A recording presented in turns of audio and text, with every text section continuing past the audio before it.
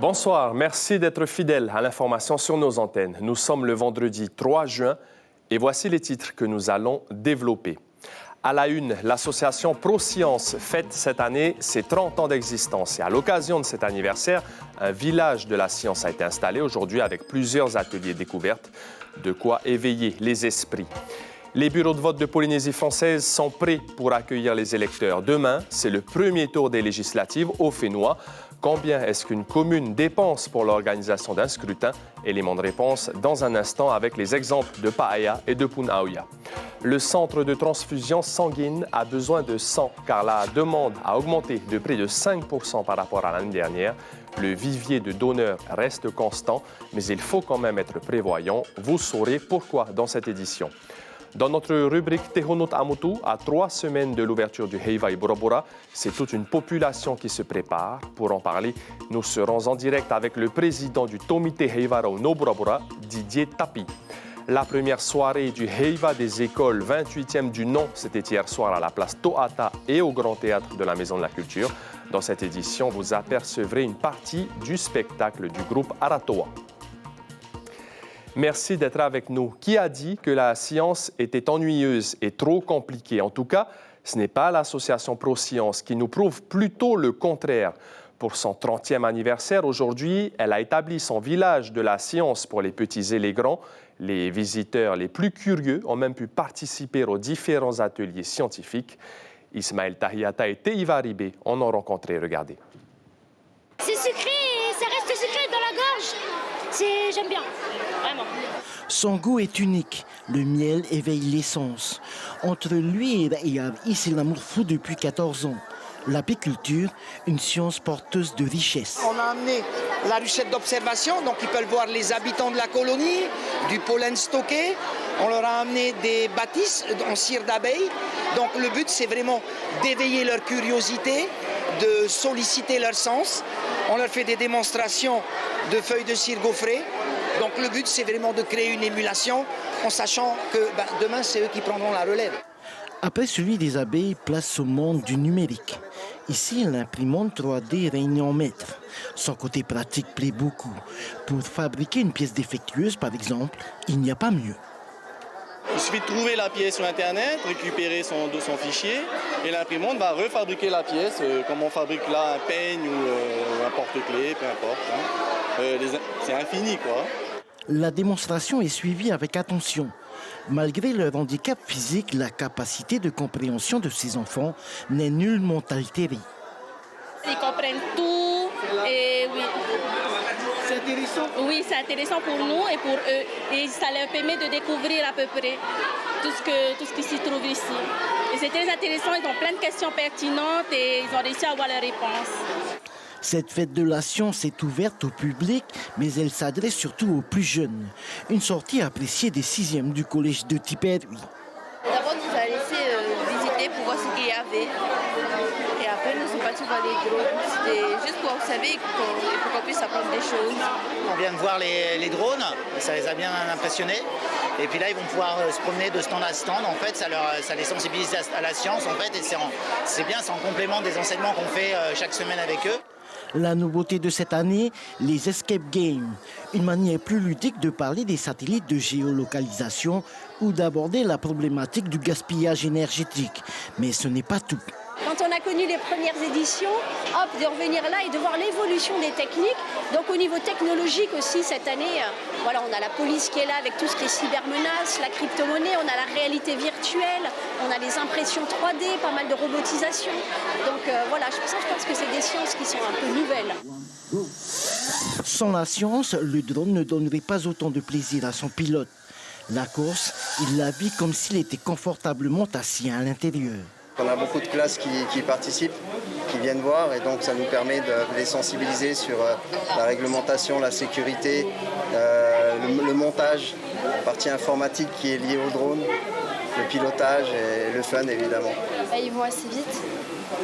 Ouais, c'est vrai. Ils vont assez vite et ça n'a pas l'air très simple de les piloter en tout cas.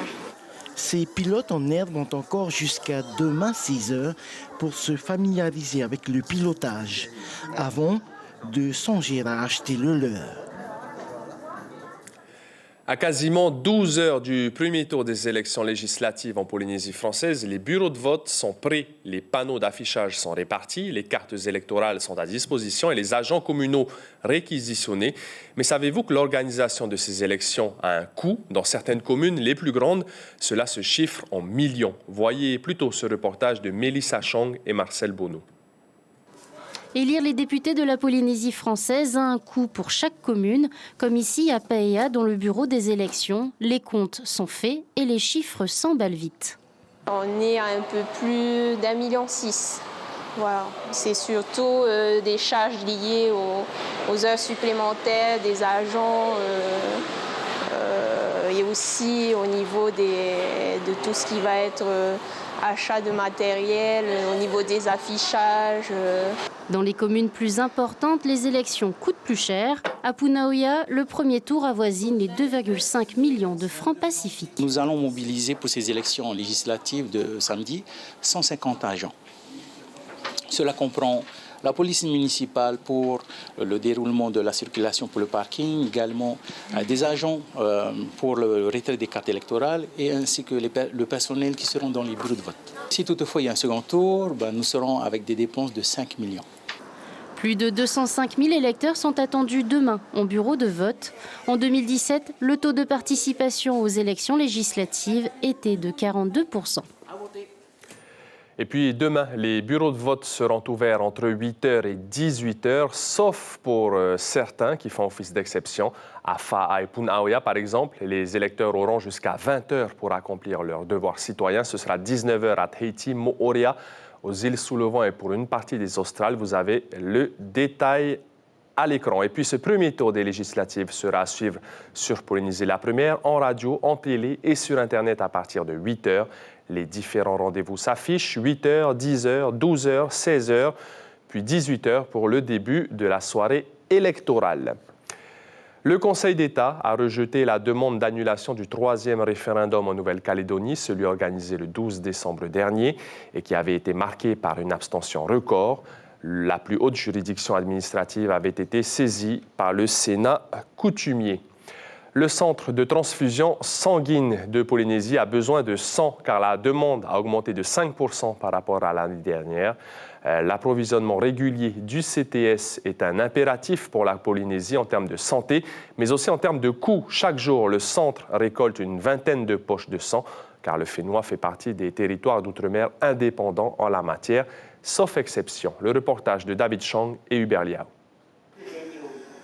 Les patients comme Max sont la raison d'existence du centre de transfusion sanguine du Tahaone. L'homme de 98 ans est allé consulter son médecin traitant parce qu'il se sentait faible ces derniers temps. Je me déplaçais de plus en plus difficilement. J'avais un manque d'hémoglobine assez important et qu'il faudrait peut-être que je voie la solution de reprendre un peu de sang. Benjamin, son petit-fils, âgé de 22 ans, est lui en pleine forme. Il dit venir compenser pour son grand-père. C'est l'occasion, donc du coup je viens faire aussi un don du sang pour rembourser. Je comptais déjà le faire quand j'étais en France il y a 1 mois et demi, 2 mois. Mais là, voilà, ça a été l'occasion de faire le pas, quoi. Pour maintenir son stock, le centre de transfusion sanguine a besoin d'une moyenne de 20 donneurs par jour. Un stock qui, en plus de ça, doit être renouvelé tous les 40 jours. Le plasma est une composante du sang aussi très demandée. Ce donneur vient de loin. Il est du groupe AB.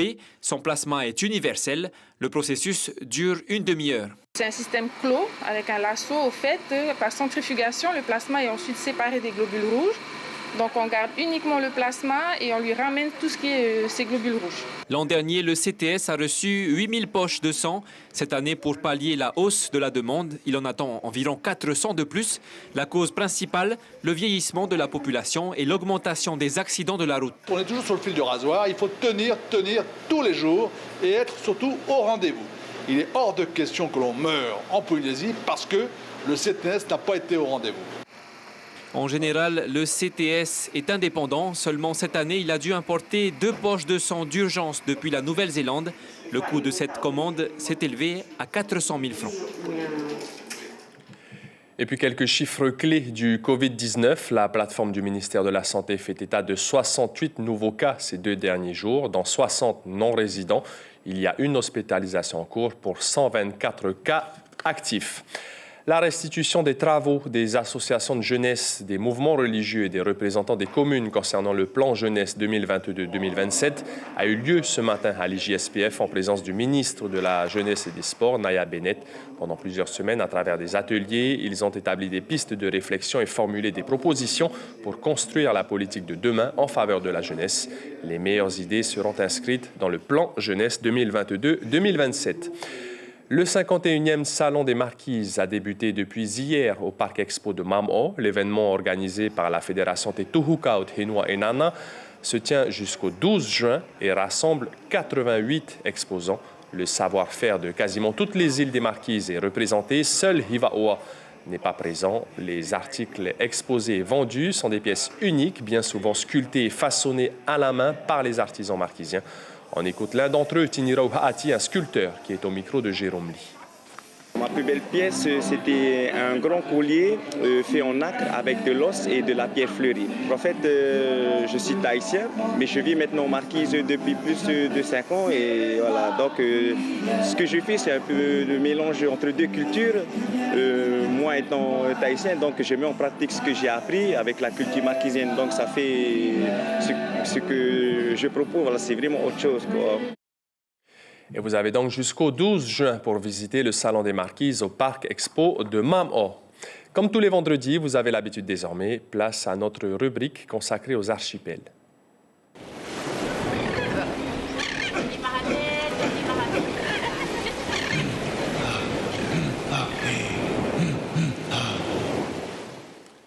Tehonota Amotu, le lien avec les îles, s'intéresse ce soir à la perle du Pacifique, Bora Bora, et à son heiva, le heiva et Bora Bora qui se prépare.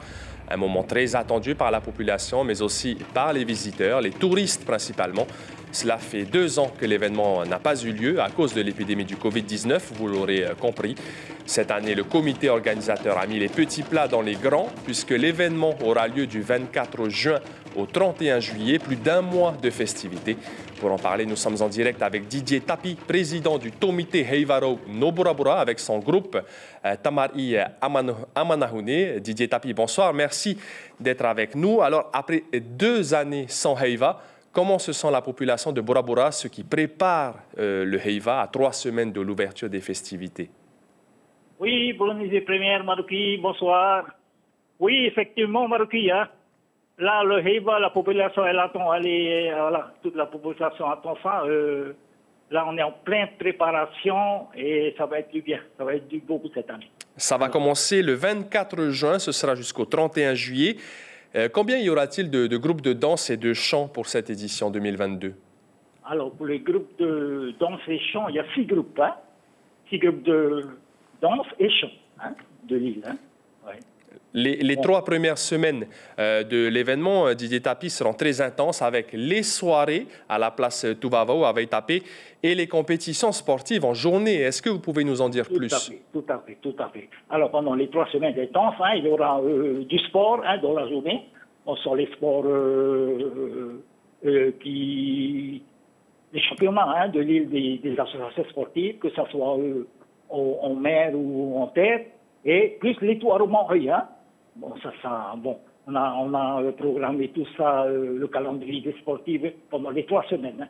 Après, en soirée, ça sera les groupes de danse, hein. Les groupes de danse et chant plutôt en soirée, hein. Voilà. Sinon, les 3 semaines, et ça va à plein, quoi, le Heiva. Alors, les détails du programme du Heiva et Bora Bora sont disponibles sur la page Facebook du Heiva et Bora Bora. Il y a du volleyball, du basketball, du futsal, de la force athlétique, beaucoup de sports, en l'occurrence, pendant ce Heiva et Bora Bora. Ça a toujours été comme ça, Didier Tapi? Ça a toujours été depuis, hein. Ça a toujours été, voilà. Après, il y a, il y a les baraques aussi d'ici, hein. Toi, les fracturés, hein, de l'époque, c'est en traditionnel, hein. C'est en Iao et tout ça, c'est magnifique, hein. Ça y est, voilà, on est en pleine préparation, ça y est, les baraques sont prêtes, hein. Ça y est, c'est monté et tout ça, oui. Ça y est, là. Maintenant, je sors de notre réunion, là, pour les dernières rectifications pour le Heiva. Et puis, je crois que ça va être un bon Heiwa pour nous pour ouvrir. Hein. Les touristes sont là, et les acteurs sont là, et tous les groupes, tous les soirs, ils se battent pour la répétition. Hein. C'est super. Hein. Super, ça va être super Heiwa cette année. Un très beau Heiwa et Bora Bora qui se prépare. Donc, les billets sont en vente à partir du 14 juin. Merci beaucoup, Didier Tapi, président du Tomite Heiwarau de Bora Bora. Vous étiez en direct avec nous par téléphone. Merci encore. OK, Maduro. Non. Et puis, culture, toujours. Le 28e Heiwa des écoles a débuté depuis hier. 35 écoles de chants et de danse sont en compétition. Hier soir, Aratoa de Kehaulani Changi occupait la scène de Toata, car le groupe présentait 200 danseurs et danseuses, une prestation perturbée par la pluie, mais qui a bien eu lieu. Nicolas Suir, Sandro Lee et Jérôme Lee. La pluie a causé le retard de la prestation de l'école Aratoa. Les élèves ont été contraints d'attendre dans les coulisses. Un temps pour répéter une dernière fois, mais pas question d'être préparés pour rien. Non, on ne perd pas espoir, on a hâte vraiment, on est excités et on veut montrer au public, aux parents, à tout le monde que Aratoa est prêt. L'école de Aratoa de Kehaulani Changi est prêt. Ce temps d'attente a renforcé un peu plus le stress des danseuses, car la plupart sont novices. Alors on se prépare pour monter sur la grande scène de Toata? Oui. Ça te fait pas peur? À moitié. C'est la première fois pour toi? Oui. Je vais essayer de bien faire. Maintenant, je garantis rien. J'ai commencé en septembre avec Kehau. Et qu'est-ce qui te plaît dans la danse? J'aime bien, je me sens plus connectée à la culture. Au bout de 2 heures, la pluie s'atténue. Après le passage de l'équipe technique, le spectacle va pouvoir commencer. La scène est très glissante, soyez juste prudente. Hein. Je sais que vous maîtrisez bien techniquement vos mouvements, vos pas et que vous saurez gérer tout ça. De 3 à 70 ans, des danseuses de tous âges se relaient sur scène durant 1h45. Une prestation très appréciée autant par les spectateurs que par les danseuses elles-mêmes.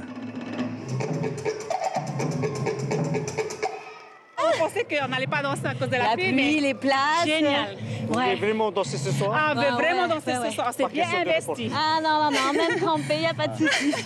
Là, ça va, il pleuviote. Hein? Vous êtes tous d'accord? Oui, tous d'accord. Donc j'ai proposé aux parents qui n'étaient pas d'accord de récupérer leurs enfants. Ça n'a dérangé personne. Donc merci encore aux parents pour leur soutien. Une première prestation pour ces danseuses en apprentissage, trop heureuses de montrer leur savoir-faire.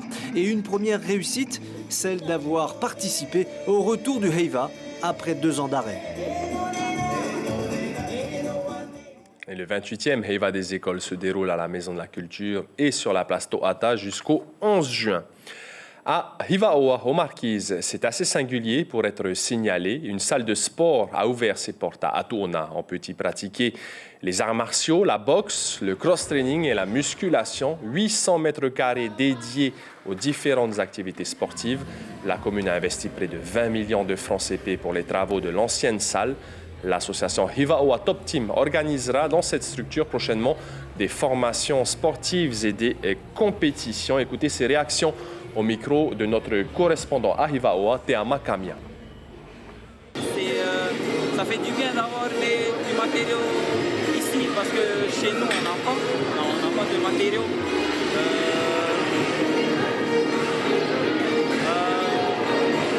Il y a beaucoup de jeunes qui viennent parce qu'eux aussi, ils n'ont pas de matériaux chez eux.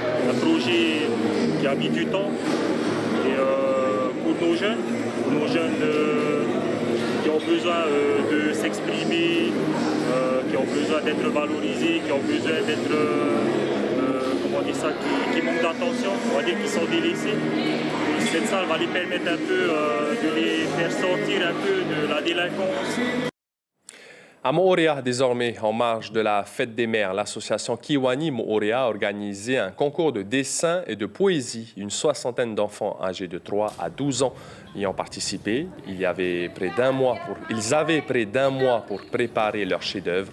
La remise des prix a eu lieu aujourd'hui au Fare Natura. Les œuvres y seront exposées pendant 1 mois à partir du 2 juillet. Patricia Tsing, la présidente de Kiwani Moorea, est au micro de Noha Uraruru. J'ai pas été jury, mais j'étais observatrice. Et j'ai bien vu que le jury avait du mal à délibérer.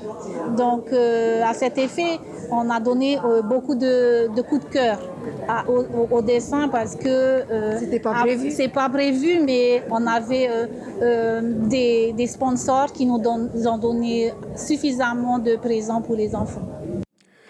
Nous continuons notre série sur la bataille de Bir Hakeim. Ça fait 80 années qu'elle a eu lieu dans le désert libyen pendant la Seconde Guerre mondiale. Le bataillon du Pacifique était engagé aux côtés des forces françaises libres face à l'Afrika Korps du maréchal Rommel. À 1 contre 10, les Français vont résister, mais lorsque Rommel lance l'attaque du 27 mai, la situation est délicate pour les soldats calédoniens et tahitiens. Éric Sintas avec Victor Bachtik et Gilles Dagneau nous racontent ce deuxième épisode. Formés et équipés par les Anglais, les soldats du bataillon du Pacifique quittent l'Australie pour le Moyen-Orient.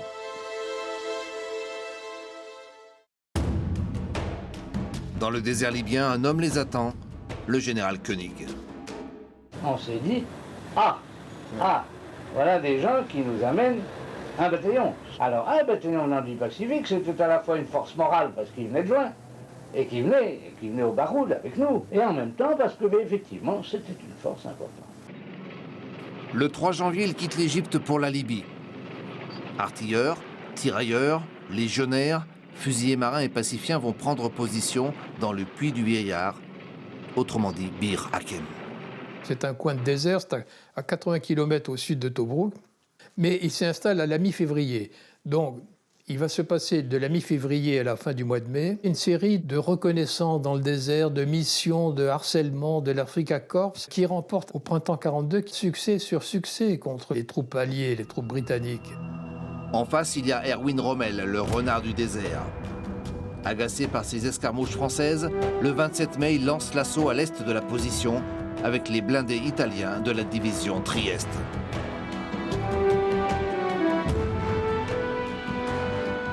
Mais ceux-ci vont être attendus par les canons de 75 de l'artillerie française.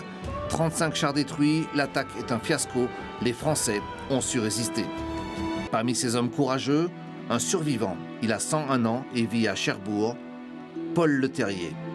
Les pacifiens, ses compagnons d'armes, l'ont étonné. Il y avait le bataillon du Pacifique, qui était composé de néo-calédoniens et de tahitiens. Ils étaient gonflés. Tous autant qu'ils étaient, c'était des gars qui avaient... Puis c'était des costauds, des armoires à glace. Je les ai surtout connus quand j'ai été blessé et évacué sur Alexandrie. On se retrouvait à la maison de convalescence après être sorti de l'hôpital numéro 8 anglais. Malgré des pertes sévères, les pacifiens sont rappelés par Koenig. Avec Broche, les deux officiers utilisent deux opérateurs radio tahitiens, Jean Tuneau et André Snow. L'ordre est clair, Hoi Hoi Mai, rentrez vite. L'ennemi est trompé, le général Koenig rejette l'ultimatum de Rommel. Il faudra tenir encore, ils tiendront une semaine supplémentaire avec leur courage et le chant des Tamaris volontaires, devenu le chant des pacifiens.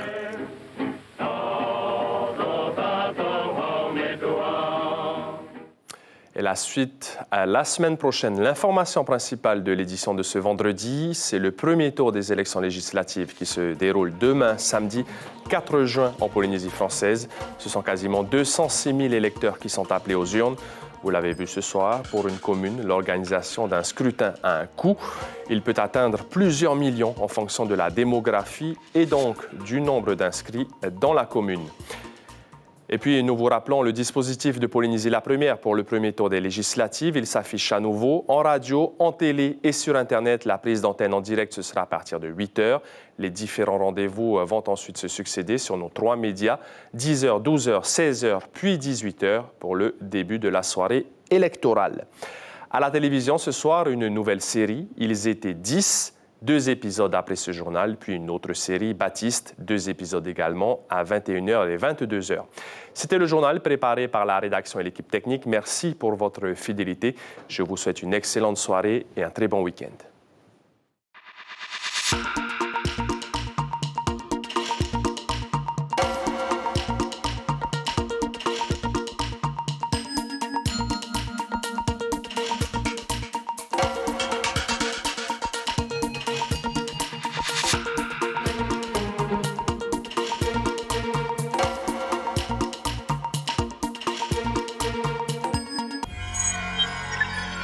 Retrouvez ce programme en replay sur notre site internet.